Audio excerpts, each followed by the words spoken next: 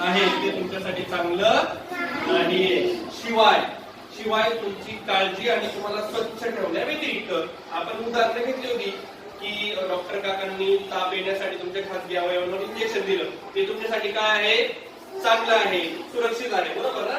कसं तुम्ही आजारी पडलाय, बरोबर, मग तुम्हाला आंघोळ पण करता येत नाही, मग तुमच्या आई बाबा कोणासाठी तुम्हाला आंघोळ घालतायत, तर ते तुमच्यासाठी सुरक्षित आहे का? सुरक्षित आहे, कारण ते तुमची काळजी ठेवतायत. बरोबर.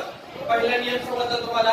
जर तुमच्या खासगी अवयवांना कोणी हात लावत असेल, त्याला जर कोणी पाहत असेल, त्याला जर त्याच्याविषयी जर कोणी बोलत असेल, तर ते तुमच्यासाठी असुरक्षित आहे.